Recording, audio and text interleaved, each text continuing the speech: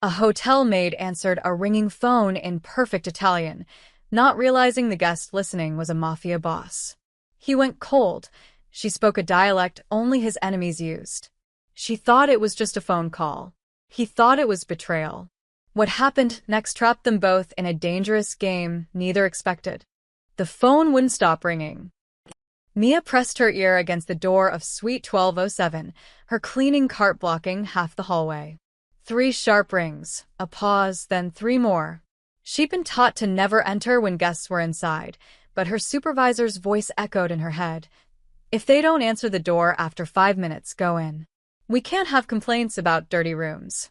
She knocked again. Housekeeping. Nothing. With a deep breath, Mia slid her keycard through the slot. The lock clicked green. She pushed the door open slowly, calling out as she entered the massive luxury suite. The phone shrieked again from somewhere inside. Hello? Housekeeping. Mia's voice bounced off marble floors and floor-to-ceiling windows overlooking Chicago's skyline. The suite was empty, or seemed to be. A half-drunk glass of whiskey sat on the coffee table. A men's jacket hung over a chair. Someone was staying here. The phone rang again, louder now. It sat on the desk near the window, vibrating with each ring. Mia hesitated. She shouldn't answer a guest's phone. That was rule number 1. But what if it was an emergency? What if it was the front desk trying to reach the guest? On the 7th ring, she grabbed it. Hello. A man's voice erupted in rapid Italian. Dove diavolo say? Abbiamo un problema. I rossi sanno del carico. Mia's breath caught. Her grandmother's voice flooded back. Sunday dinners in their cramped Brooklyn apartment, the old woman switching between English and the thick Sicilian dialect she'd brought from the old country. Mia had absorbed it without trying, the way children do. Without thinking, she responded in the same dialect. Mi dispiace, signore. Non è qui. Sono solo la cameriera. I'm sorry, sir. He's not here. I'm just the maid. The man on the other end went silent. Then, who is this? Who are you? Before Mia could answer, she heard movement behind her. She spun around. A man stood in the bedroom doorway, and everything about him screamed danger. He was in his late 30s, wearing an expensive black shirt with the sleeves rolled up, revealing tattoos that snaked up his forearms. His dark hair was perfectly styled, his jaw sharp enough to cut glass. But it was his eyes that made Mia's stomach drop, cold, calculating, and currently fixed on her like a predator spotting prey. Hang up, he said quietly. Mia's hand trembled as she placed the phone back in its cradle. The man walked toward her with measured steps. He wasn't tall, maybe 5'10", but he moved like someone who'd never had to prove himself, because everyone already knew what he was capable of. You speak Sicilian, he said. It wasn't a question. My grandmother. What's your name? Mia. Mia Lawson. Her voice came out barely above a whisper. Mia Lawson, he repeated it slowly, like he was memorizing it. And where exactly did your grandmother learn to speak the dialect of the Barone family? Mia's mind raced. The Barone family? I don't know what that is. She was from Corleone. She came here in 1962. The man held up a hand, silencing her. He pulled out his phone and typed something, never taking his eyes off her. Within seconds, his phone buzzed. He glanced at the screen, and something shifted in his expression. Antonio, he called out. The door to the suite swung open, and 2 large men in dark suits entered. They looked at Mia, then at their boss, waiting for orders. Take her to the car. What? No. Mia backed up, bumping into the desk. I didn't do anything wrong. I was just cleaning. You answered my phone. You spoke in a dialect that only 3 families in this city know. And you just happened to be cleaning my room at this exact moment. The man stepped closer. I don't believe in coincidences, Mia Lawson. One of the guards moved toward her. Panic shot through Mia's chest. Please, I swear I don't know what you're talking about. I work here. Check with the hotel. I've been here for 2 years. I just answered the phone because it wouldn't stop ringing. The man studied her face for a long moment. She could see him weighing something, calculating odds in his head like a chess player, looking 3 moves ahead.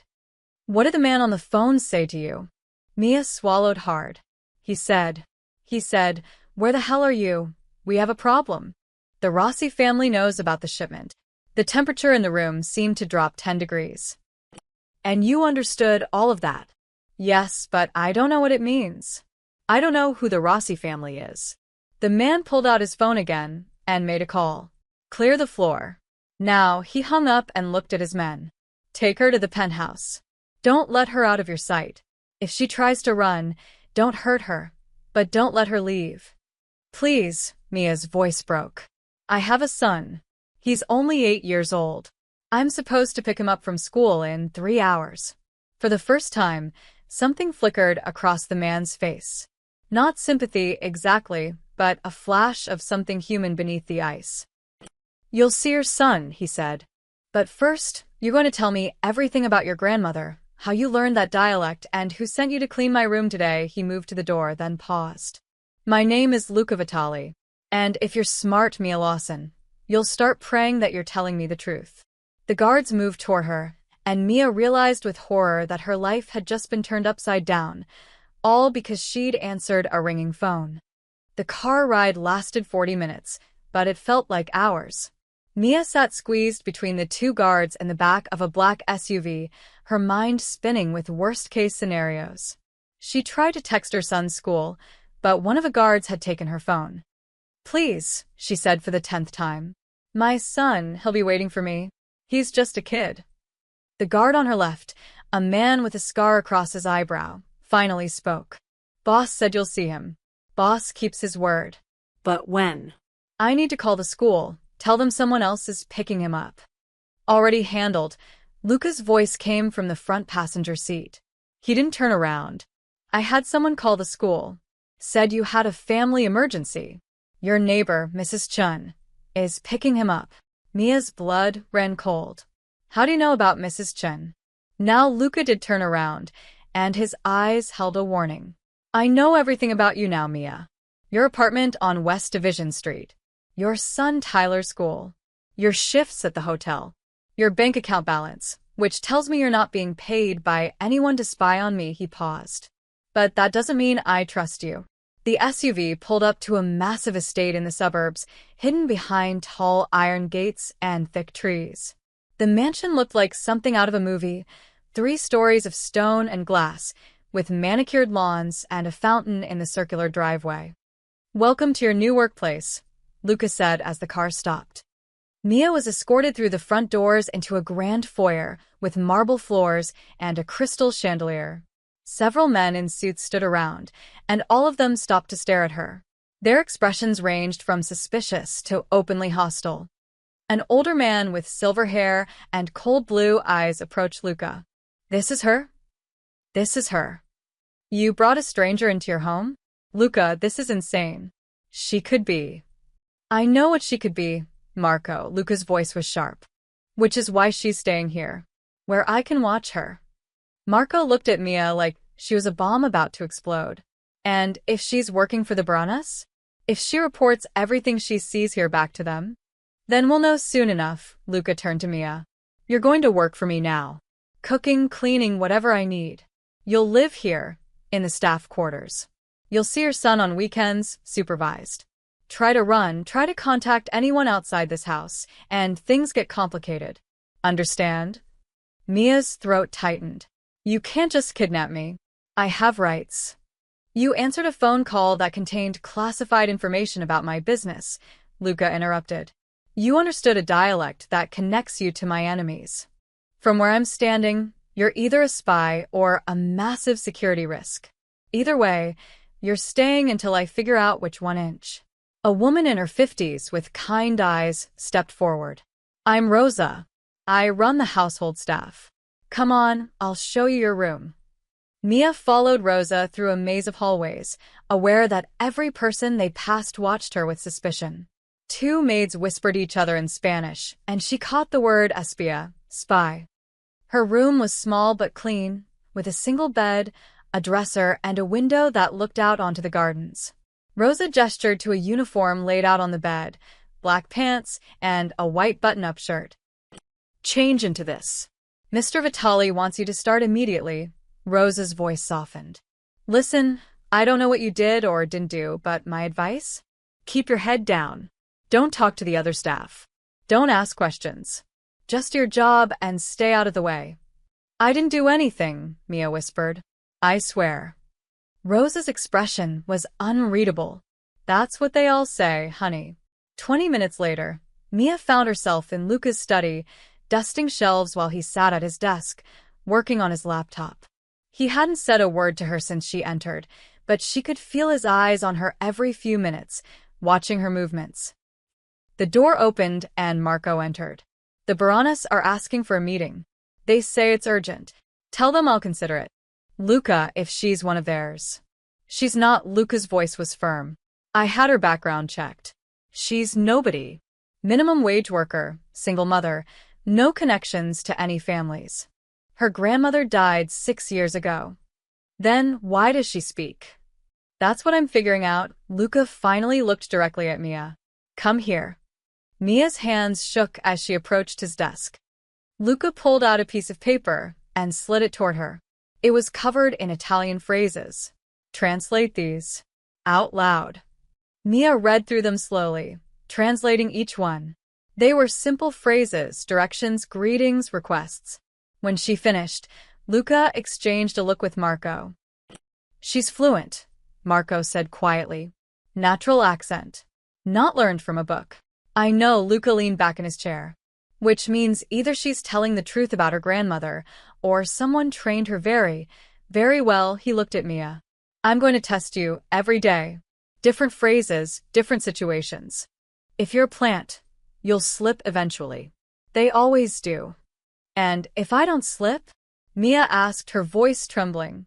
How long do I have to stay here? Luca's expression was unreadable. Until I'm certain you're not a threat to my family. Marco snorted. That could be never.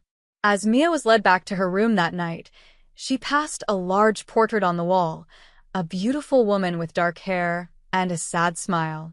Below it, a small plaque read, Maria Vitali, beloved wife and mother. That's the boss's wife, one of the guards muttered. Died 3 years ago. He hasn't been the same since.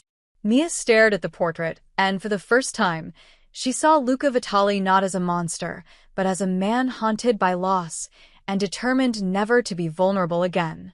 Mia had been at the Vitali mansion for 3 days when she first saw Isabella Moretti. The woman swept into the dining room like she owned it, wearing a designer dress that probably cost more than Mia made in 6 months. She was stunning, tall, with long dark hair, sharp cheekbones, and the kind of confidence that came from never being told no. Luca, darling, Isabella purred, sliding into the chair next to him at breakfast. She barely glanced at Mia, who was refilling water glasses. I heard the most interesting rumor. Something about a new maid. Luca didn't look up from his newspaper. Isabella, I didn't know you were coming by. Well, I had to see for myself. Isabella's eyes finally landed on Mia, and they were cold as ice. This is her? The one everyone's talking about. Everyone should mind their own business, Luca said flatly. Isabella laughed, but there was no warmth in it. Oh, Luca. You bring a strange woman into your home, into your son's home, and expect people not to talk. She turned to Mia. What's your name, sweetie? Mia, ma'am. Ma'am, Isabella smiled, but it didn't reach her eyes. How polite. Tell me, Mia, how does a simple hotel maid end up living in one of Chicago's most powerful homes? Isabella, Luca's voice carried a warning. I'm just curious, darling. After all, we should know who's around Matteo, shouldn't we? Isabella reached for her coffee cup, and Mia noticed the massive diamond ring on her finger and the possessive way she touched Luca's arm. Rosa appeared in the doorway. Mia, you're needed upstairs. Mia escaped gratefully, but she could feel Isabella's eyes burning into her back. That afternoon, Mia was folding laundry in the staff room when 2 guards burst in, Marco right behind them. Empty your pockets, Marco demanded. Mia's heart jumped. What? Why? Just do it. With shaking hands, Mia pulled out her pockets. A tissue, a hair tie, nothing else. I don't understand. Search her room, Marco ordered. Terror shot through Mia. What's going on? I didn't do anything. The guards marched her to her small room, where they proceeded to tear through her belongings. Mia watched helplessly as they dumped out her drawers, checked under the mattress, rifled through the closet. One of them reached into the dresser's bottom drawer, the one Mia barely used, and pulled out a velvet jewelry box. Mia's blood turned to ice. That's not mine. The guard opened it, revealing an expensive diamond bracelet nestled inside. Not yours. Marco's voice was deadly quiet. Then how did it get in your drawer? I don't know. I've never seen that before. Mia's voice rose in panic. Someone put it there. I swear, I didn't steal anything. That bracelet belongs to Mrs. Vitali, Marco said. Luca's late wife. It's been missing from the master bedroom for 2 days. The room started spinning. Mia grabbed the dresser to steady herself. No. No, I would never. I didn't even know it existed. I've never been in the master bedroom. Convenient story. Marco grabbed her arm. Let's see what the boss has to say about this. They dragged her downstairs to Luca's office, where he was on the phone. He took one look at Mia's tear-stained face and the jewelry box in Marco's hand, and ended his call immediately. Explain. Marco placed the box on the desk. Found this in her room. It's Maria's diamond bracelet. The one that went missing 3 days ago, right around the time she arrived. Luca's eyes locked onto Mia, and she saw something dangerous flash across his face. He opened the box slowly, staring at the bracelet like it was a ghost. I didn't take it, Mia said, her voice breaking. Mr. Vitali, I swear on my son's life, I have never been in your bedroom. I've never even been on the 3rd floor. Someone is setting me up. Who would set you up? Marco demanded. You've been here 3 days. Who even knows you exist? I don't know, but I'm telling the truth. Tears streamed down Mia's face. Please. I'm not a thief. I would never steal from anyone, especially not from someone's dead wife. Luca stood slowly and walked around the desk until he was inches from Mia. He studied her face with such intensity that she wanted to look away, but she forced herself to meet his gaze. You're terrified, he said quietly. Of course I'm terrified. You think I stole from you. But not guilty, Luca tilted his head. I've seen guilty people, Mia. I've interrogated dozens of them. They look different than you do right now, he turned to Marco. Who found the bracelet? Isabella called me. Said she had a feeling something was off, so she asked me to search the staff rooms. Something flickered in Luca's eyes. Isabella suggested the search. She was trying to help. Get out, Marco. Luca, she had the bracelet. I said get out. Marco left, muttering under his breath. Luca walked back to his desk and picked up the jewelry box, examining it closely. Then he opened a drawer and pulled out a small photo, Maria wearing the same bracelet. My wife loved this piece, he said softly. She wore it on our wedding day. He looked at Mia. If I find out you took this, you'll wish I'd just called the police. I didn't take it, Mia whispered. Lucas stared at her for a long moment. Then, inexplicably, he placed the bracelet back in the box and locked it in his desk drawer. Go back to work. Mia blinked. That's it. That's it. For now. You believe me? I didn't say that. Luca's expression was unreadable. But something about this doesn't add up. And I don't like being played. He leaned against his desk. Someone wanted me to find this. The question is why. As Mia left the office on shaking legs, she passed Isabella in the hallway. The woman's face was a mask of fury. You're still here, Isabella said coldly. Yes, ma'am. Isabella stepped closer, her voice dropping to a whisper. Enjoy it while it lasts, Maid. Luca's just toying with you. He'll figure out what you are eventually. And when he does, I'll make sure you disappear. Mia hurried away, but she could feel Isabella's hatred following her like a shadow. Inside his office, Luca stood at the window, watching Mia cross the garden below. Marco was right, this made no sense. But Luca hadn't survived this long by ignoring his instincts. and his instincts told him that Mia Lawson was innocent, which meant someone in his house was trying very hard to make him think otherwise. The next morning, Mia was dusting the library when she heard a sound that made her freeze, a child crying. She followed the soft sobs to a reading nook by the window, where a small boy sat curled up with his knees to his chest. He had dark hair like his father and was wearing a private school uniform. His face was buried in his arms. Mia's mother instincts kicked in immediately. "Hey, sweetheart. Are you okay?" The boy's head snapped up, revealing red-rimmed brown eyes. He looked about Tyler's age, maybe a little older. He stared at her suspiciously. "Who are you?" "I'm Mia. I work here." She took a cautious step closer. "What's wrong?" "Nothing. Go away." But he didn't sound angry. He sounded heartbroken. Mia thought of Tyler, how he'd cried for weeks after his father left them. She sat down on the floor a few feet away from the boy, not too close, giving him space. "You know, when I'm sad, sometimes it helps to talk about it," she said gently. "But if you don't want to, that's okay too. We can just sit here." The boy wiped his eyes roughly. "I got in trouble at school." "What happened?" "We had to draw pictures of our families for art class," his voice cracked. "I drew me and Dad. The teacher asked where my mom was. Everyone started laughing when I said she was dead." Mia's heart broke. "Oh, honey, those kids are idiots." The boy's eyes widened slightly, probably shocked to hear an adult call other kids idiots. "I'm serious," Mia continued. "Only idiots laugh at something like that. I bet they felt stupid about it later." "They didn't act like it." "Well, then they're double idiots." Mia tilted her head. "What's your name?" "Matteo." "That's a strong name." Italian, right? "It means gift from God." Matteo blinked. "How do you know that?" "My grandmother taught me." She knew all about Italian names. Mia smiled softly. "She used to say that names have power. They tell you who you're supposed to be." "Do you really think that?" "Sometimes. My name means mine or bitter, which is kind of a bummer. But I decided it means strong instead, because I had to be strong for my son." Matteo sat up a little straighter. "You have a son?" Yeah. "His name's Tyler. He's 8-inch. I'm 9, Matteo said, a hint of pride in his voice. "Does your son have a dad?" "Not anymore. He left us when Tyler was a baby."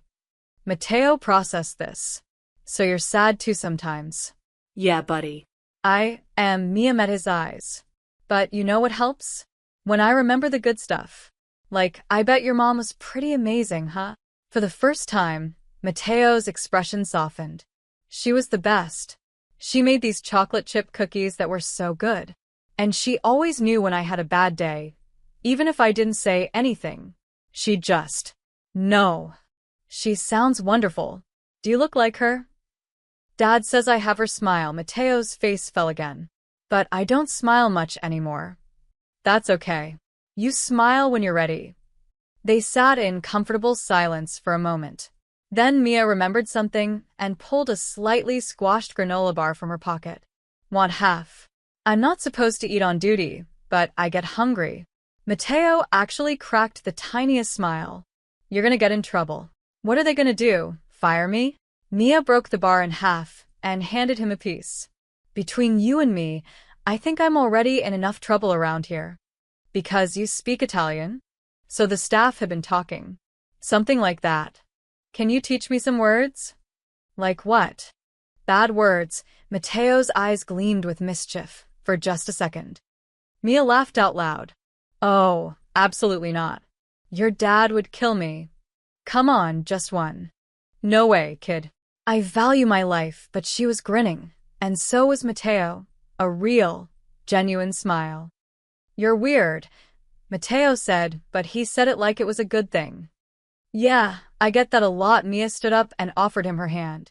"Come on. Let's get you cleaned up before someone sees you've been crying." 9-year-old boys have reputations to protect. Matteo took her hand and let her pull him up. "You're nicer than the other people who work here. They all act scared of my dad." "Well, your dad is pretty scary." "Yeah, but he's not mean." "Not really. He's just Sad. Like me. The simple honesty in those words made Mia's throat tight. Neither of them noticed Lucas standing in the library doorway, watching them. He'd come looking for Matteo after Rosa told him the boy had come home from school upset. But he'd stopped when he heard voices, his son's voice, lighter than it had been in months. And then he'd watched Mia make his son smile. Matteo hadn't smiled, not like that, open and genuine, since Maria died 3 years ago. Luca had tried everything. Therapists, new activities, time, patience. Nothing worked. The light had gone out of his son's eyes, and Luca had begun to believe it might never come back. But here was this woman, this stranger, who could be a spy or a plant, making his son laugh over a granola bar and bad Italian words. Marco appeared beside Luca, keeping his voice low. "You see what I see?" "Yeah," Luca said quietly. "She's good. If she's playing us, she's very, very good." "I know. So, what do we do?" Luca watched Mia ruffle Matteo's hair, his son ducking away but smiling. "We watch her closer. If she's using my son to get to me, I'll know. And if she's not..." Luca didn't answer. He couldn't answer. Because if Mia Lawson wasn't playing them, if she was genuinely this kind, this real, then she was more dangerous than any spy could ever be. She was someone his broken family might actually need. And Luca Vitali had learned the hard way that needing someone only led to pain. Frank Morrison had been managing the apartment building on West Division Street for 12 years, and in all that time, he'd made it a point to stay out of other people's business. But standing in the parking garage at midnight with 3 men blocking his car, he realized his policy of neutrality was about to end. Mr. Morrison, the man in the center, said. He was young, maybe 30, with slick-back hair and a suit that probably cost more than Frank's car. "We need to have a conversation about one of your tenants." Frank's hands tightened on his briefcase. "I don't discuss my tenants with anyone. Privacy laws." "Let me make something clear," the man interrupted, stepping closer. "We're not cops. We don't care about your privacy laws. We care about Mia Lawson." Frank's stomach dropped. He'd noticed Mia hadn't been home in days. Her neighbor, Mrs. Chun, had been picking up her mail, taking care of her kid. "I don't know where she is," Frank said carefully. "But you know who she's with." The man pulled out his phone and showed Frank a photo. Mia standing in front of a massive mansion, talking to a guard. "Recognize this place?" Frank's throat went dry. He'd lived in Chicago long enough to know certain addresses, certain names you didn't mention out loud. "Look, I don't want any trouble." Too late for that, another man moved behind Frank, cutting off his escape route. "Mia Lawson is working for Luca Vitali. We need to know why. What's her connection to him? What's she doing there?" "I don't know. She's just a tenant. She works at a hotel downtown. She's got a kid. She pays her rent on time. That's all I know." The first man smiled, but it was the kind of smile that made Frank's blood run cold. "See, that's where you're wrong, Mr. Morrison. You're her landlord. You have access to her apartment, her mail, her phone records if we need them." He leaned in closer. "You're going to help us figure out what makes Mia Lawson so special that Luca Vitali keeps her in his home." "I can't spy on my tenants." "You can and you will," the man's voice dropped to a whisper. "Unless you want us to have a conversation with your daughter. Emily, right? Freshman at Northwestern? Lives in that cute little dorm on Campus Drive." Frank felt like he'd been punched in the gut. "You leave my daughter alone." "That's entirely up to you, Mr. Morrison." The man straightened his tie. "Here's what's going to happen. You're going to go through Mia's apartment. Look for anything, letters, photos, documents, anything that tells us who she really is. You're going to talk to her neighbors. Find out everything you can about her background, her family, her connections. And if I refuse..." The third man, who'd been silent until now, finally spoke. His voice was rough, like gravel. "Then Emily has a very unfortunate accident walking home from class one night. These things happen in college towns." Frank's hands trembled. "Who are you people?" "Let's just say we're business associates of the Barone family. And Luca Vitali has something that belongs to us. Or someone who can tell us how to get it." The leader pulled out a business card and forced it into Frank's hand. You have 48 hours to find out everything you can about Mia Lawson. Call this number when you have something useful. And if I don't find anything, then you better hope you're a very convincing liar, Mr. Morrison. Because if we think you're holding out on us, he let the threat hang in the air. They left Frank standing alone in the parking garage, his heart pounding so hard he thought it might burst. He looked at the business card, just a phone number, nothing else. He thought about calling the police, but what would he say? He had no proof, no names, just threats in a parking garage. And if the Barone family was involved, if that name meant what he thought it meant, the police might not be able to help anyway. Frank drove home in a daze. When he got to his apartment, he poured himself a drink with shaking hands and stared at his phone. He pulled up Emily's Instagram. Her latest post showed her smiling with friends at a coffee shop. Caption: late-night study session. She looked so happy, so safe. He couldn't let anything happen to her. With a heavy heart, Frank pulled out his master key to the building. At 2 a.m., he crept down to Mia's apartment on the 3rd floor. His hands shook as he unlocked her door. The apartment was small and tidy, exactly as he'd expect from someone like Mia. A couch with a throw blanket. Photos of her and Tyler on the walls, smiling at the beach, at a park, at his birthday party. A bookshelf filled with children's books and a few paperback novels. Frank rifled through her drawers, hating himself with every second. He found bills, all paid on time. School papers from Tyler's backpack. A box of old photos in the closet.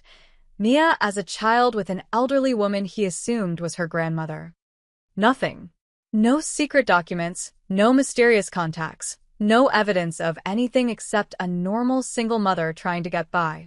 He checked her mail on the kitchen counter. Electric bill. Credit card offer. A postcard from Tyler's school about parent-teacher conferences. Frank sat on her couch, his head in his hands. Mia Lawson was nobody.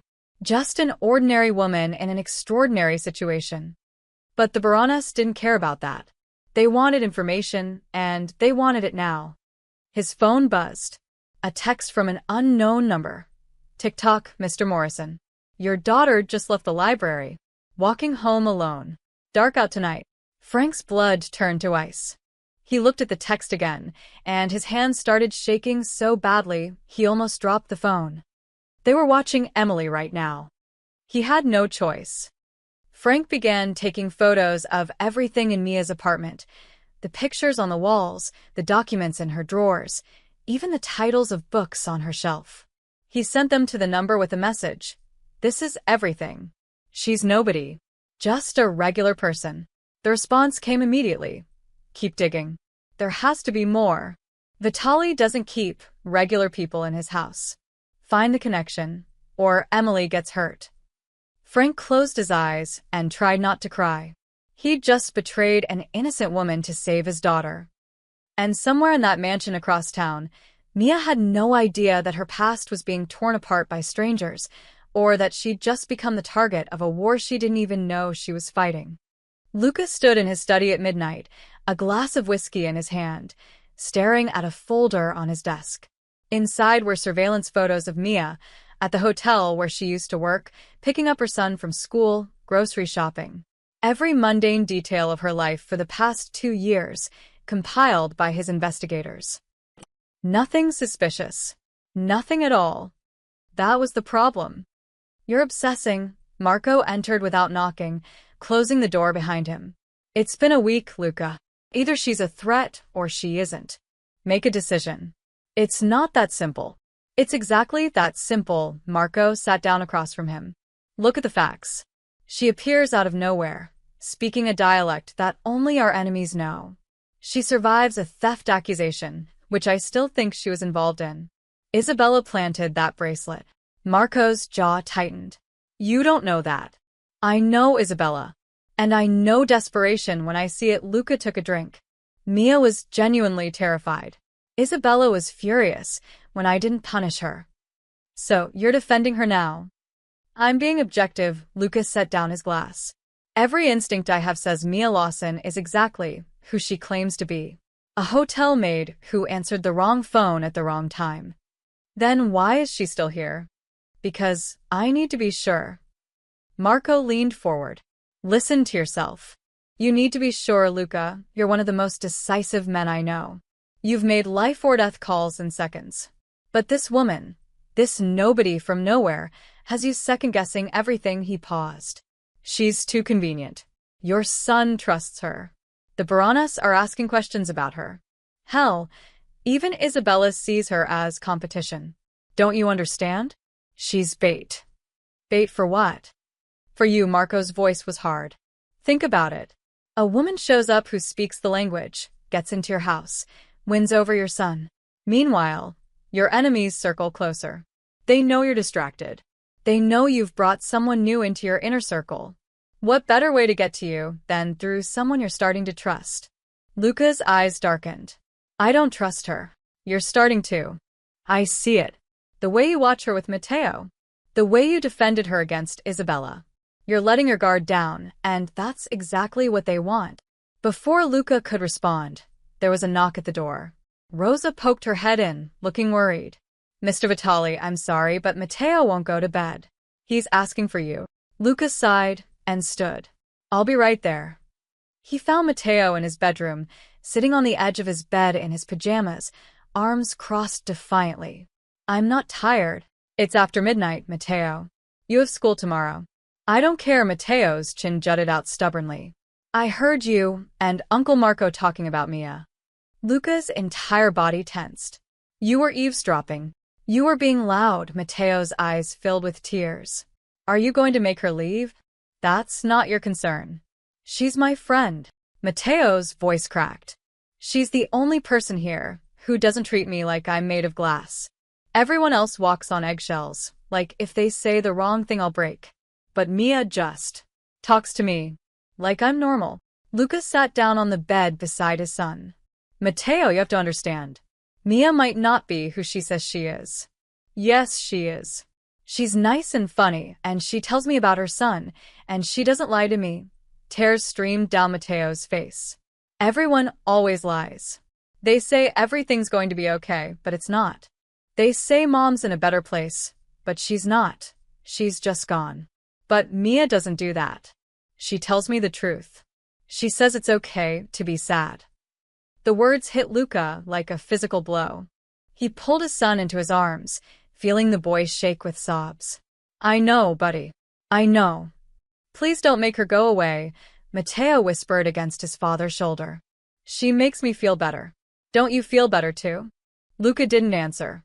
He couldn't, because the terrifying truth was yes. He did feel something shift in the house since Mia arrived. Like a window had been opened in a room that had been sealed shut for 3 years.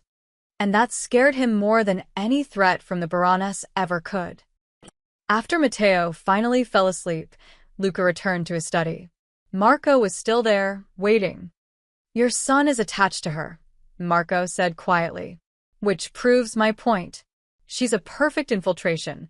Come in through the child, get to the father. It's textbook. She didn't come in. I brought her in. Luca rubbed his face. And if she is what you think she is, keeping her close is the smartest move. Better to watch her here than have her running free. And if she's not? If she really is just some innocent woman you're holding prisoner? Then she's safer here than out there.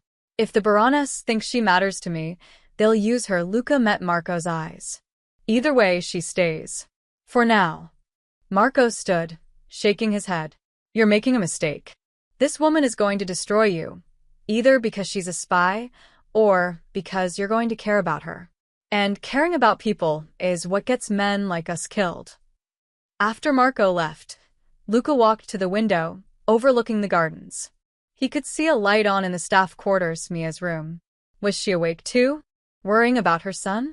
Planning her next move if she was really a plant?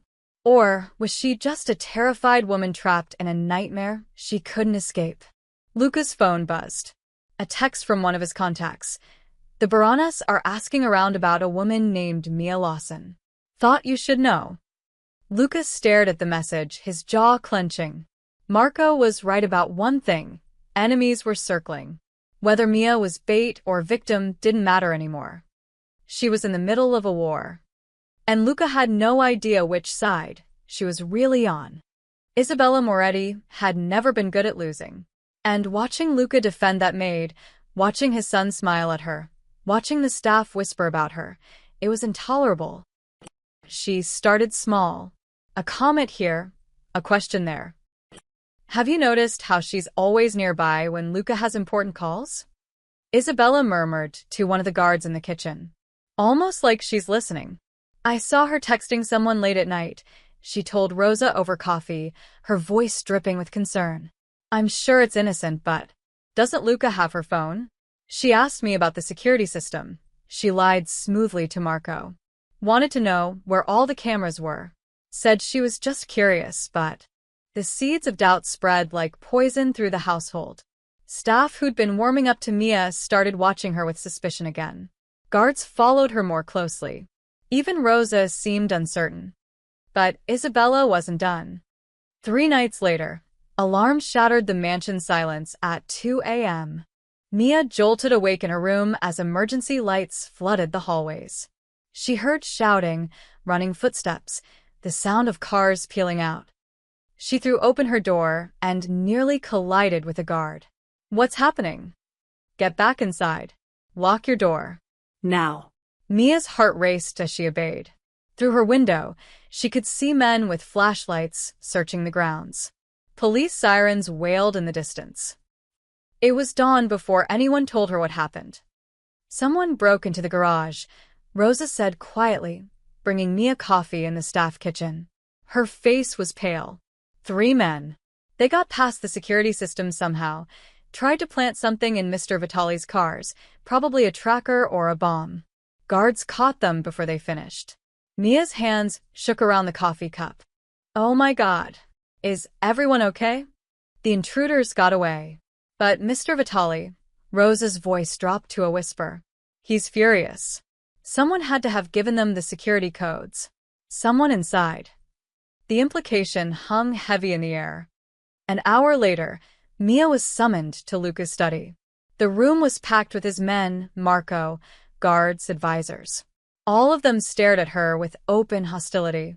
And there, sitting on the leather couch like she belonged there, was Isabella.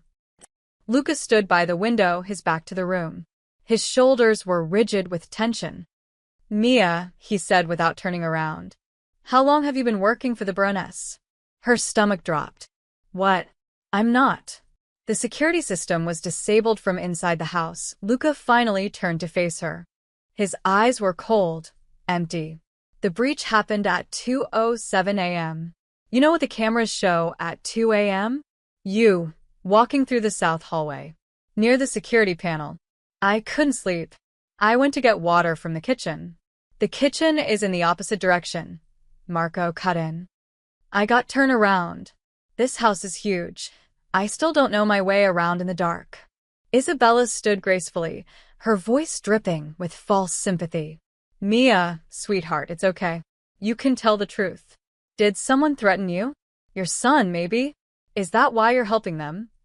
I'm not helping anyone. Mia's voice rose in desperation. I don't even know who the Baroness are. I've told you that from the beginning. Then explain this. Marco threw a phone on the desk, a cheap burner phone. We found it hidden in the air vent in your room. It has exactly 3 calls on it. All to known Baron associates. Mia's blood turned to ice. That's not my phone. I've never seen that before in my life. Just like you'd never seen the bracelet? Isabella's voice was soft, deadly. Mia, everyone here wants to believe you.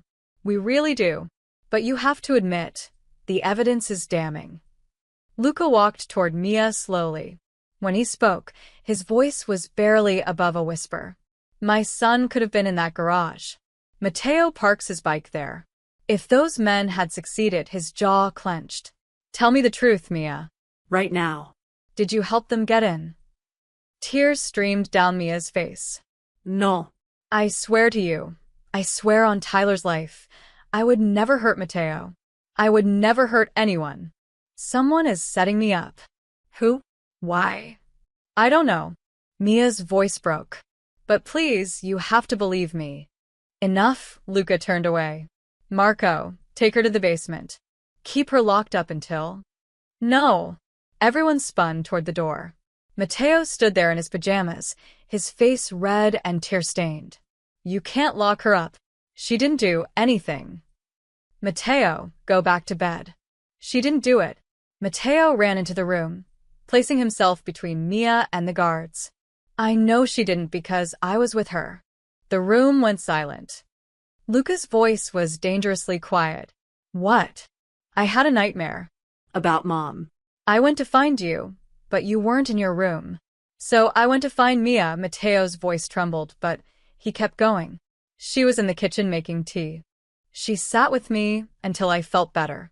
We talked about Mom, and we looked at the stars from the kitchen window. She was with me from 2 o'clock until almost 3 inch. Mia's breath caught. She'd completely forgotten. She'd been so focused on defending herself, she hadn't remembered that Matteo had come to find her. Marco's face darkened. The boy could be confused about the time. I'm not confused, Matteo shouted. I looked at the clock because I was supposed to take my medicine at 2:30 and Mia reminded me. She couldn't have been by the security panel because she was with me. Lucas stared at his son, then at Mia, then slowly turned to Isabella. Something had shifted in his expression. Isabella, he said softly. How did you know Mia was in the south hallway at 2 a.m.? Isabella blinked. What? I never said which hallway she was seen in. I just said she was near the security panel. Luca's eyes narrowed. But you knew exactly where she was. How? The color drained from Isabella's face. I must have heard Marco say. I didn't specify either, Marco said slowly, realization dawning on his face. Matteo pointed at Isabella, his small hand shaking with fury. She's lying. She's the liar, not Mia. She's always been mean to Mia.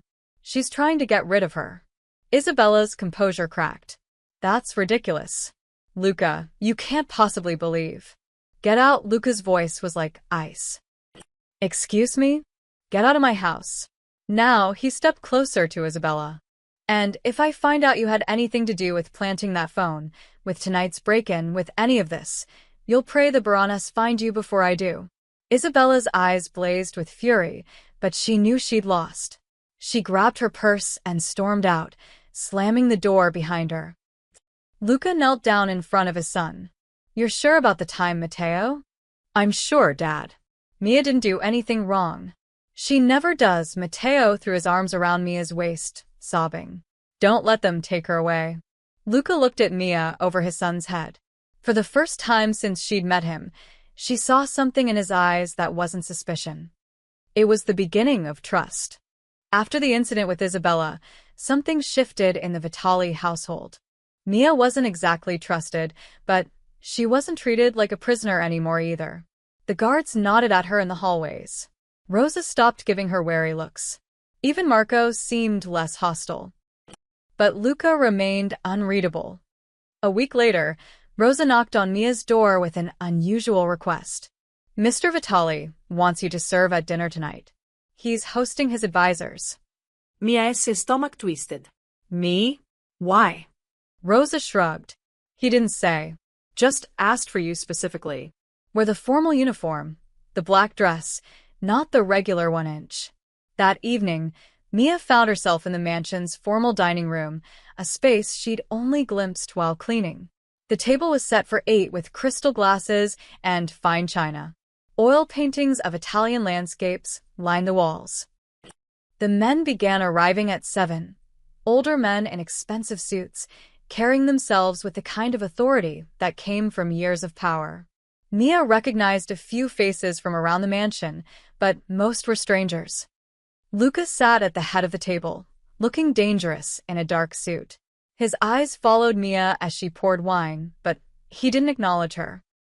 So, Luca, one of the advisors said, a heavy-set man named Carmine with a thick Brooklyn accent. Word is you had some excitement here last week. The Baroness getting bold. They're getting desperate, Luca corrected, swirling his wine. Desperation makes people stupid. Still, a breach in your security, another advisor, thin and sharp-featured, shook his head. Makes people nervous. Makes them question things. Question what, Vincent? Vincent's smile didn't reach his eyes. Leadership. Judgment. Whether certain. Distractions are worth the risk they bring. Mia felt her face flush as she refilled water glasses. She knew exactly what distraction he meant. I deal with risks every day, Luca said coolly. That's what makes me good at this. The conversation turned to business, shipments, territories, money. Mia tried to blend into the background, bringing out courses and refilling drinks. She caught Matteo peeking through the doorway once and gave him a small wave before he disappeared. After the main course, Carmine leaned back in his chair, gesturing with his wine glass. You know what my grandfather used to say? Chi dorm non piglia pesci, the early bird catches the worm. That's why we need to move on the Baroness now, while they're weak. Luca's expression didn't change, but Mia noticed his fingers tighten slightly around his fork. Your grandfather was a wise man, Luca said smoothly. Though, I think you might have that saying a little wrong. Carmine frowned. What? The proverb. I don't think that's quite right. Luca glanced at Mia, who was clearing plates. Mia, you speak Italian. What does Chi dorm non piglia pesci mean? Every eye in the room turned to her. Mia froze, a plate halfway to her chest. She swallowed hard. It means he who sleeps doesn't catch fish. It's more like, you snooze, you lose, not really about the early bird. Carmine's face reddened. That's what I said. No, you said it means the early bird catches the worm, Mia said before she could stop herself. That's a different saying. Chi dorm non piglia pesci is about staying alert and active. It's not about timing, it's about constant effort. The silence in the room was deafening. Vincent set down his fork slowly. Did a maid just correct Carmine Romano? I wasn't correcting, I was just explaining. Mia's voice faltered. You were correcting. Carmine stood up, his chair scraping against the floor. Luca, are you going to let your help embarrass your advisors? She answered my question, Luca said calmly. I asked what the proverb meant. She told me. She made me look like a fool. You made yourself look like a fool by misquoting it. Luca's voice carried an edge now. Sit down, Carmine. This is exactly what we're talking about. Vincent gestured at Mia. You bring this woman into your home, give her access to everything, and now she's correcting men who've served this family for 30 years? It's disrespectful. What's disrespectful? Luca said, his voice dropping dangerously low, is pretending to know something you don't. Mia speaks better Italian than half the men in this room. That's not her fault. She's a nobody. Carmine spat. A hotel maid who got lucky. Enough, Luca stood. Mia, translate this. La vendetta è un piatto che va servito freddo. Mia's hands shook. Revenge is a dish best served cold. And this. Fidarsi è bene, non fidarsi è meglio. Trust is good, but not trusting is better. Luca fired off 3 more proverbs in rapid Italian, each one more complex than the last. Mia translated them all perfectly, her grandmother's voice echoing in her memory. When she finished, Luca turned to his advisors. She's fluent. Native-level fluency, which means either she learned it growing up or someone spent years training her to infiltrate my organization. I've had her background checked by 4 different sources. Her story holds up. Her grandmother was from Corleone, immigrated in '62, raised Mia speaking Sicilian. Or that's what they want you to believe, Vincent argued. If the Baroness had an agent this good, they'd have used her years ago, not waited until she was a struggling single mother working minimum wage. Luca's gaze swept the room. I don't trust easily. You all know that. But I trust evidence. And all the evidence says Mia Lawson is exactly who she claims to be. Then why keep her here? Carmine demanded. If she's not a threat, let her go. Because the Baroness thinks she matters to me. Which makes her a target. Luca sat back down. She's safer here. Mia felt tears prick her eyes, but she blinked them back. She wouldn't cry in front of these men. Marco, who'd been silent until now, finally spoke. There's another reason to keep her close. He looked at Luca meaningfully. Matteo. The other advisors shifted uncomfortably. Everyone knew about Matteo, the sad, withdrawn boy who'd lost his mother too young. The kid smiles now, Marco continued. First time in 3 years. That's worth something. Vincent scoffed. We're not running a charity, Marco. No, we're running a family business, Luca cut him off. And Matteo is my family. My only family. If Mia helps him heal, that's not charity. That's survival. The advisors exchanged glances, but no one argued further. As the dinner ended and the men filed out, Carmine stopped beside Mia in the hallway. You made an enemy tonight, girl. Watch yourself. After everyone left, Mia was cleaning up the dining room when Luca appeared in the doorway. You corrected Carmine Romano, he said. I'm sorry, I shouldn't have. Don't apologize, Luca walked to the window. He was wrong. And he's been getting sloppy lately, making mistakes. You just exposed one of them. I didn't mean to embarrass anyone. I know, Luca turned to look at her. That's the difference between you and everyone else in this house. You tell the truth without thinking about the angles. In my world, that's either incredibly stupid or incredibly rare. Which one do you think I am? Luca studied her for a long moment. I'm starting to think you're just honest, which might be the most dangerous thing of all. He left without another word, leaving Mia alone in the dining room, wondering if she'd just passed a test or failed one. Mia was helping Matteo with his homework in the library when she noticed he seemed distracted. He'd been staring at the same math problem for 10 minutes, his pencil hovering over the page without writing anything. Hey, she said gently. What's wrong? Is it the fractions? Because I know those can be tricky. I heard something, Matteo blurted out, his voice barely above a whisper. He glanced at the door nervously. Something bad. Mia's stomach tightened. What do you mean? Matteo put down his pencil, his hands shaking slightly. Last night, I couldn't sleep. I went to get some water, and I heard Uncle Marco on the phone in Dad's study. The door was open a little bit. Matteo, you shouldn't eavesdrop. I wasn't trying to, but I heard him say, the boy's eyes filled with tears. He said it was time to take the throne, that Dad was getting weak, that he was making mistakes. Mia's blood ran cold. Are you sure that's what you heard? Yes. And he said something about removing the problem soon. What if he means Dad? Matteo grabbed Mia's hand. What if Uncle Marco wants to hurt him? Mia's mind raced. Marco was Luca's most trusted advisor, had been at his side for years. But she'd also seen the looks he gave her, the suspicion, the disapproval. And he'd been the one pushing hardest to get rid of her. Matteo, this is serious. You need to tell your father. I can't. Matteo's voice cracked. What if I'm wrong? What if I misheard? Uncle Marco would be so mad at me. But what if you're right? Matteo looked torn, scared. Will you tell him? Please? Dad listens to you now. He won't think I'm making it up if you tell him. Mia hesitated. Every instinct screamed that this was a trap, another setup, another way to make her look like she was spreading lies. But looking at Matteo's terrified face, she knew she couldn't stay silent. Okay, she said quietly. I'll tell him.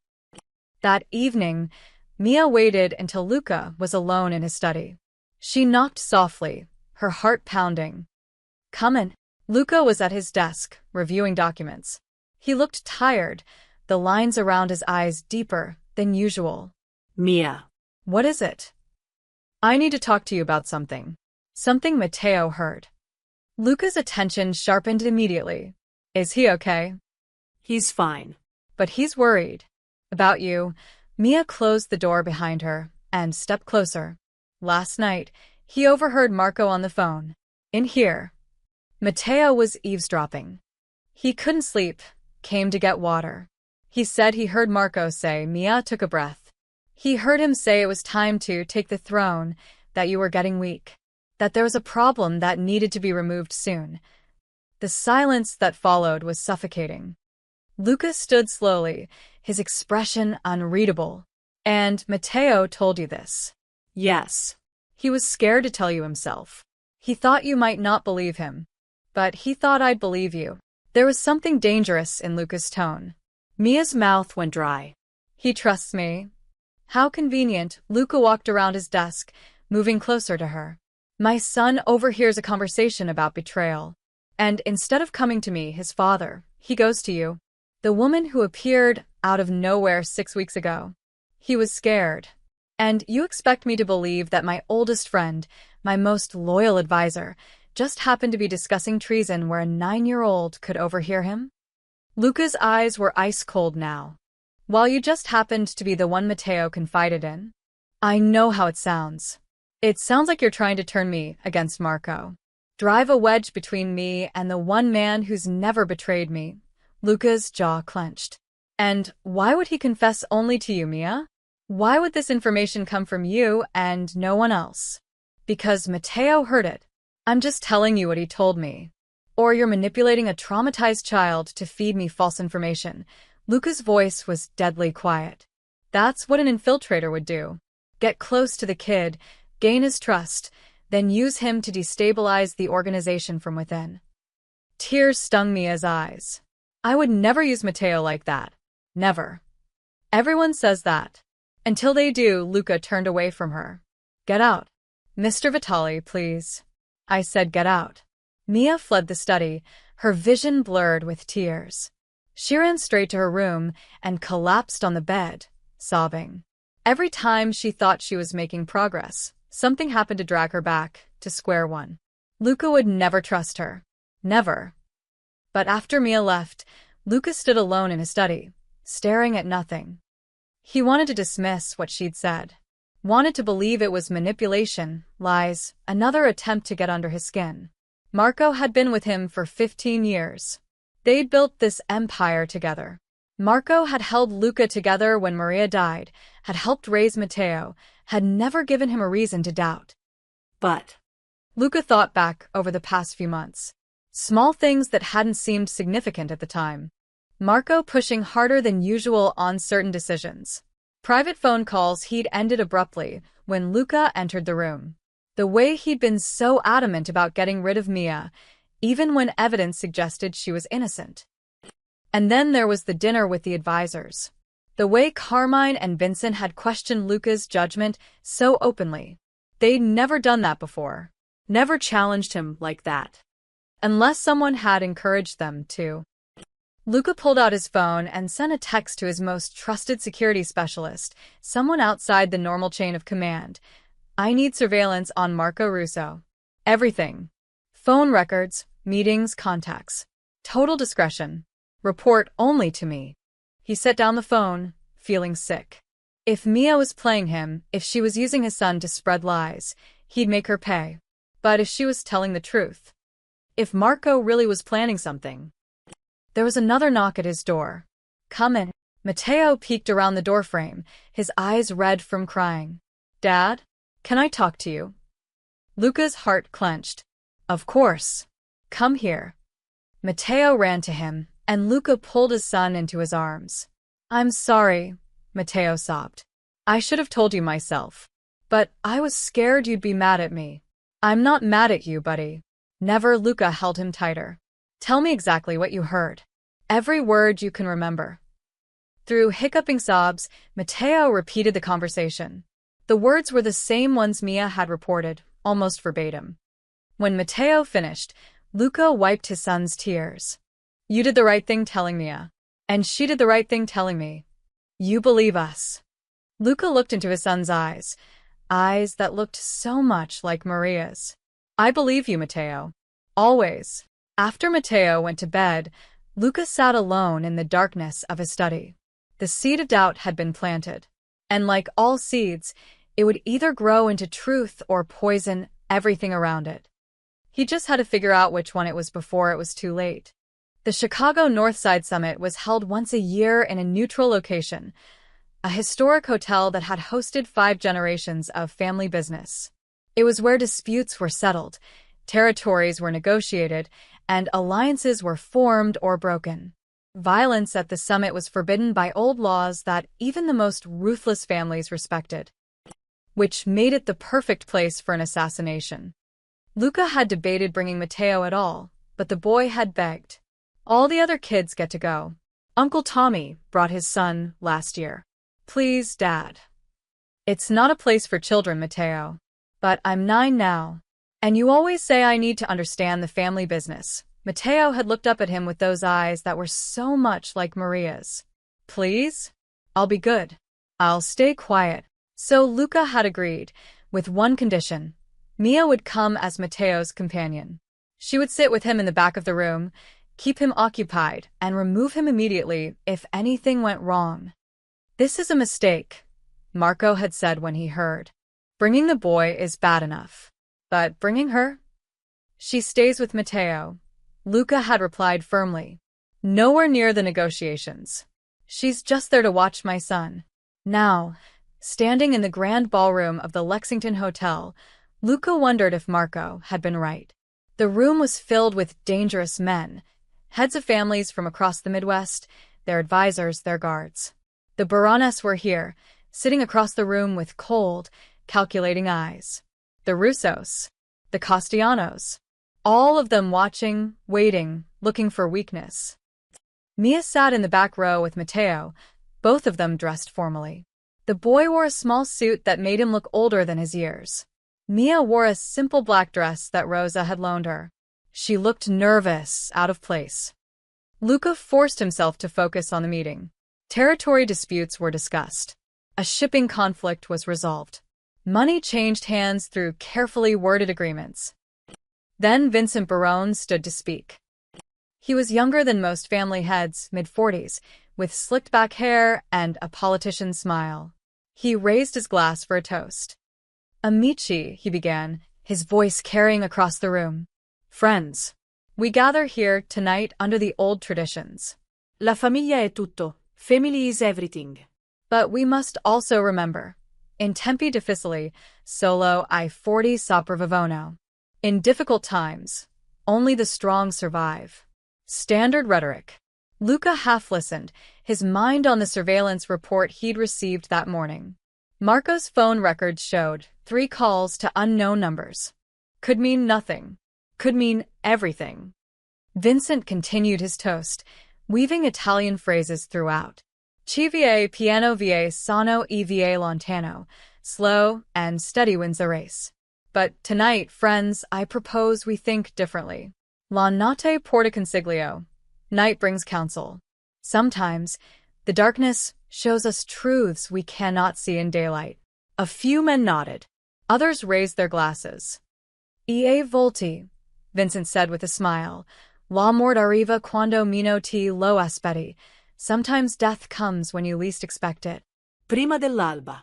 Before dawn. Quando le stelle cadono. When the stars fall. More nods. More raised glasses. It was flowery language, the kind of philosophical nonsense men said at these summits. But in the back of the room, Mia had gone rigid. Matteo whispered, "What's wrong?" Mia's mind raced, her grandmother's voice echoing in her head. Those phrases, they weren't random. They weren't philosophy. Her grandmother had taught her about the old codes, the ways families sent messages in plain sight. La morte arriva, det comes. Prima dell'alba, before dawn. Tonight. Before morning. Quando le stelle cadono, when the stars fall. The chandelier. The massive crystal chandelier hanging directly above Luca's table. Oh my God, Mia breathed. E così, Vincent concluded, raising his glass higher. Brindiamo a coloro che cadranno stasera. We toast to those who will fall tonight. May they fall. Gracefully. The room erupted in polite applause. Mia shot to her feet. Stop. Every head in the ballroom turned. Conversations died. The applause cut off like someone had flipped a switch. Luca's eyes found hers across the room, his expression thunderous. Mia. They're plotting to kill you tonight. The words burst out of her. The toast, it wasn't a toast, it was a code. He said death comes before dawn when the stars fall. He means the chandelier. They're going to drop the chandelier on you. Silence gripped the room like a vice. Vincent Barone's face remained calm, but something flickered in his eyes. The woman is hysterical. Someone remove her. She speaks Italian, Marco said quietly from beside Luca. His face had gone pale. Native level. If she says it was code. Luca stood slowly, his eyes never leaving Vincent. Explain your toast, Barone. It was just words. Poetry. She's paranoid. La morte arriva prima dell'alba quando le stelle cadono. Luca repeated slowly. Death comes before dawn when the stars fall. That's very specific poetry. Security guards moved toward Vincent's table. One of the Barone men reached for his jacket. Don't, Luca's voice cracked like a whip. 20 guards drew weapons simultaneously, all pointed at the Barone table. Everyone stays very, very still. Luca looked up at the chandelier above his head, a massive crystal fixture that must have weighed 300 pounds. He gestured to his men. Check it. 2 guards climbed ladders to examine the mounting. Within seconds, one of them called down. Boss, the bolts have been loosened. There's a remote trigger attached. The room exploded into chaos. Men jumped to their feet. Guards surrounded their bosses. The Baroness tried to flee, but Luca's men blocked every exit. Nobody moves. Luca's voice cut through the noise. He turned to Vincent, his eyes blazing with cold fury. You violated the sanctity of the summit. You tried to murder me on neutral ground. You have no proof I was involved. Your toast was the signal. Luca walked toward Vincent slowly, like a predator stalking prey. You told your people when to trigger it. When the stars fall, you are going to drop that chandelier the moment you finish speaking. Marco stepped forward, his face twisted with rage. Who else is involved? Who helped you get in here, plant the device? Vincent's eyes darted to someone across the room. And Luca saw it. The look, the signal, the confirmation. His blood turned to ice as he followed Vincent's gaze to the person standing near the back exit. Not one of the Baroness. Someone from his own organization. Someone he trusted. No, Luca breathed. Because standing there, with guilt written across his face and his hand on his concealed weapon, was Marco Russo. His uncle, his right hand, his oldest friend. The man was already planning to run. Matteo's warning had been true all along. Everything happened at once. Marco's hand reached inside his jacket. Luca's guards raised their weapons. Vincent Barone dove behind a table, and Mia grabbed Matteo, pulling him down behind a row of chairs. Don't. Luca's voice cut through the chaos. Marco, don't do this. Marco froze, his hand still inside his jacket. His face was a mask of conflict, 15 years of loyalty warring with whatever decision he'd made. I didn't want it to be like this, Luca. Then how did you want it to be? Luca's voice was deadly calm, but his hands trembled with rage. A chandelier crushing me while my son watched? Was that the plan? Matteo was supposed to be in the back. Away from the blast zone, Marco's voice cracked. I made sure of that. I would never hurt the boy. But you'd kill his father. Luca took a step forward. Why, Marco? After everything we built together. Because you're not the same man anymore. Marco's composure shattered. Maria's death broke something in you. You've been making careless decisions, trusting the wrong people. Bringing that woman into our home. He gestured toward Mia.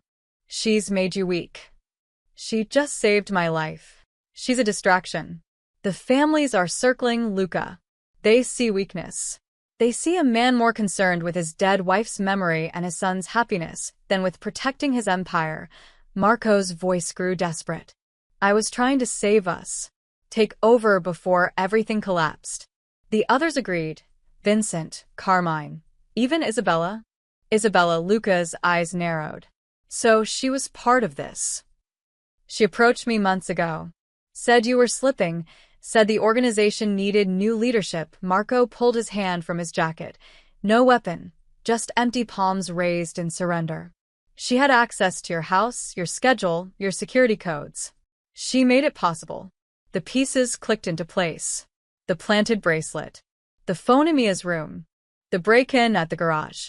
Isabella had orchestrated everything, trying to frame Mia, trying to push Luca into making a fatal mistake. And Marco had helped her do it. Where is she? Luca demanded. Here. She's here. Marco's shoulders sagged. She was supposed to leave before the chandelier dropped. Make sure she had an alibi. Luca barked orders to his men. Find Isabella Moretti. Now. Lock down every exit. Guards scattered. In the back of the room, Mia held Matteo close, the boy's face buried in her shoulder. She met Luca's eyes across the chaos, and he saw something there. Not triumph that she'd been right, but sadness. Sadness that betrayal had touched his life again. Vincent Barone tried to slip toward a side door. This doesn't concern me anymore. Sit down. Luca didn't even look at him. You think I'm letting any of you walk out of here? 2 guards dragged Vincent back to his chair. The other families watched in stunned silence, knowing they were witnessing something historic. The violent collapse of an alliance, the exposure of a coup. One of Luca's men returned, dragging Isabella by the arm. She was dressed immaculately, her makeup perfect, but her eyes blazed with fury. Let go of me. Luca, tell them. Tell them what, Isabella? Luca's voice was ice. Tell them how you tried to have me killed. Tell them how you betrayed me with my own second in command. Isabella's composure cracked. You left me no choice. You replaced me with her. She pointed at Mia with venom. Some nobody maid who speaks Italian? You threw away what we had for that. What we had. Luca laughed bitterly. We had nothing, Isabella. You wanted access to my power, my money, my name. You wanted to be the next Mrs. Vitali, so you could control everything. But I never loved you. You knew that. Because you're too busy mourning a ghost. Isabella's voice turned shrill. Maria has been dead for 3 years, Luca. When will you let her go? When I'm ready. Which is none of your concern. Luca nodded to Marco. You two deserve each other. Both willing to destroy everything for power. I was trying to save the organization, Marco insisted. The Baroness offered a merger. Unite the families, become the strongest force in the Midwest. But they wanted you gone first. It was nothing personal. Nothing personal? Luca's voice rose. You tried to kill me in front of my son. I told you Matteo was supposed to be safe. He was supposed to grow up without a father. Luca roared. Again. You would have made him an orphan. Matteo's sobs echoed from the back of the room. Mia held him tighter, whispering comfort. The rage that crossed Luca's face was terrifying. He turned to Vincent Barone. Here's what's going to happen. You're going to take your family and leave Chicago. Tonight. If I ever see you in the city again, I'll kill every last one of you. You can't exile an entire family. Watch me. Luca's voice was absolute. And you can thank Mia Lawson for your lives. Because if that chandelier had dropped, if my son had been hurt, I would have burned your family to the ground. Vincent fled without another word, his men following. Luca turned to Isabella. You're finished. No family will touch you after this. You violated the summit, conspired with enemies, and failed. You're dead to this world. Isabella's face crumpled. Luca, please. Get her out of my sight. As guards dragged Isabella away, she screamed threats and curses. But no one listened. She'd gambled everything and lost. Finally, Luca faced Marco, the man who'd been his brother in everything but blood. I should kill you. I know. But I won't. Because Maria loved you. Because Matteo called you uncle. Because 15 years means something, even if you forgot that. Luca's voice broke slightly. You're exiled. Leave the country. If you ever come back, if I ever hear your name again, I'll finish this. Marco nodded, tears streaming down his face. I'm sorry, Luca. I thought I was doing the right thing. You thought you were doing the profitable thing. There's a difference. As Marco was led away in handcuffs, bound for a one-way flight to somewhere far from Chicago, Luca stood alone in the center of the destroyed summit. Other families filed out quietly, knowing this night would be spoken about for years.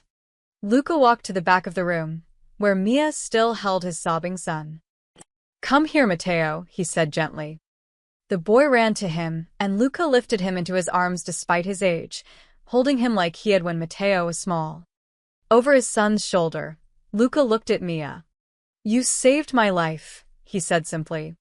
Mia stood on shaking legs. I recognized the code. My grandmother taught me. You trusted your instincts. Even knowing everyone would think you were crazy, Luca's voice was thick with emotion. You risked everything to warn me. Of course I did. Mia's eyes filled with tears. You're Matteo's father. He needs you. The simplicity of that statement, the absolute truth of it, hit Luca like a physical blow. This woman, who owed him nothing, who he'd held prisoner and suspected of betrayal, had saved his life without hesitation.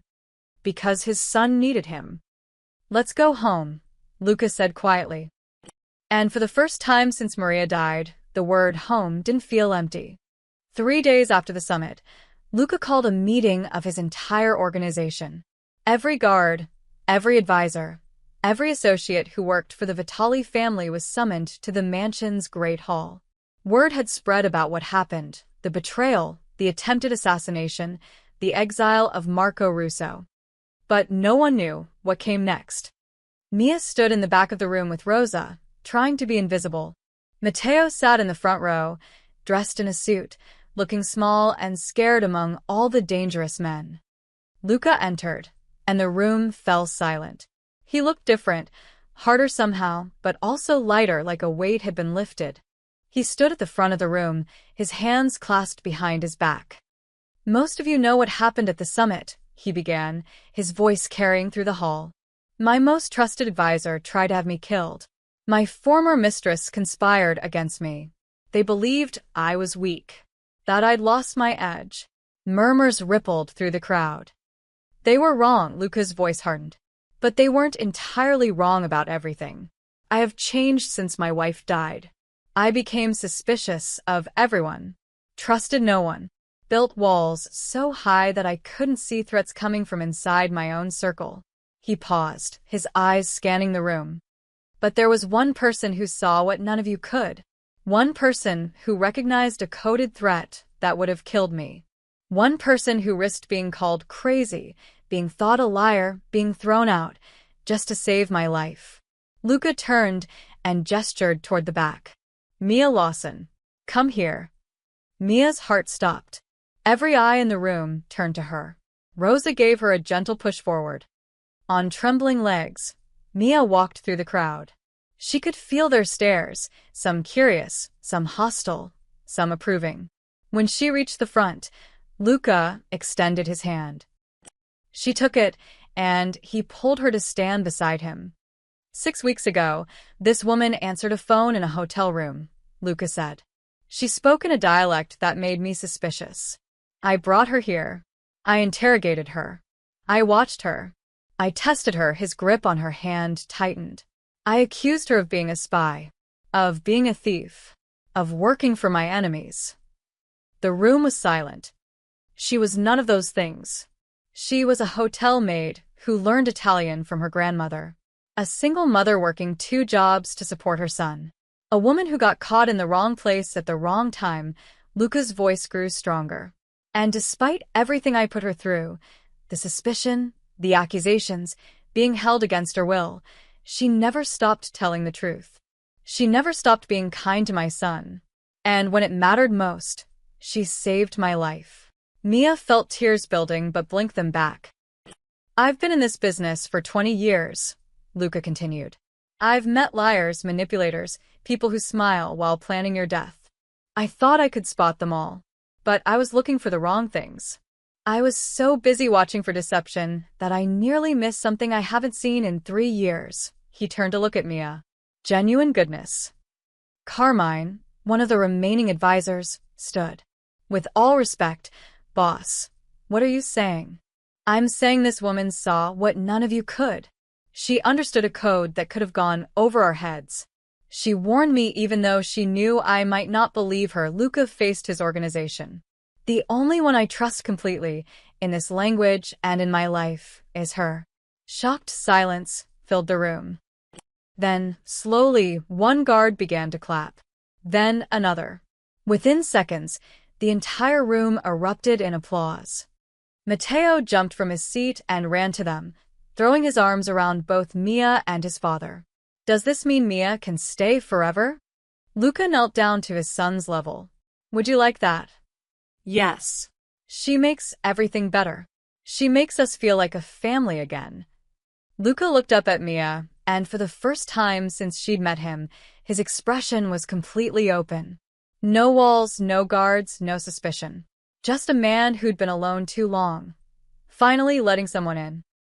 I can't replace Maria, Mia said quietly. I would never try. I don't want you to replace her, Luca stood, still holding Matteo's hand. Maria will always be part of our family. But she's gone. And Matteo and I. We've been living like ghosts for 3 years. You reminded us what it's like to be alive. So, she can stay? Matteo asked hopefully. She can stay, Luca's voice was firm. Not as a maid. Not as a prisoner. As family. Mia's tears finally fell. I don't know what to say. Say yes, Matteo urged. Mia looked at the boy who'd trusted her from the beginning, then at the man who'd learned to trust her despite everything. She thought about Tyler, who'd love having Matteo as a brother.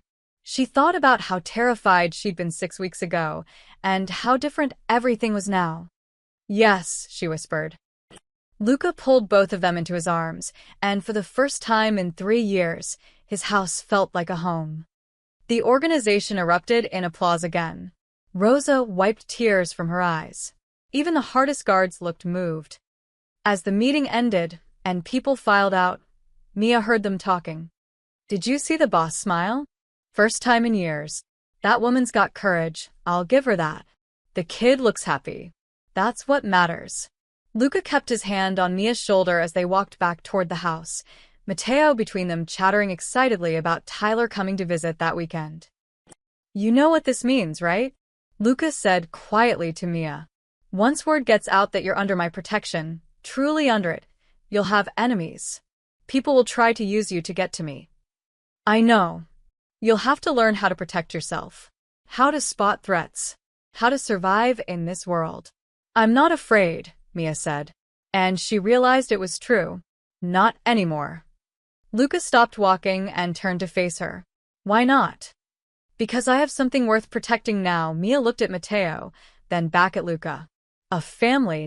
Something shifted in Luca's eyes, a crack in the last wall he'd been holding up. He opened his mouth to say something, then closed it, seemingly unable to find words. Matteo grinned up at both of them. Can we have pizza for dinner? To celebrate. Pizza sounds perfect, Luca said, his voice thick with emotion. As they walked into the mansion together, Mia glanced back at the room full of dangerous men, at the life she'd stumbled into by answering a single phone call. It should have terrified her. Instead, she felt something she hadn't felt in years. She felt like she belonged. And in the great hall behind them, the portrait of Maria Vitali seemed to smile down, as if giving her blessing to the woman who'd brought her family back to life.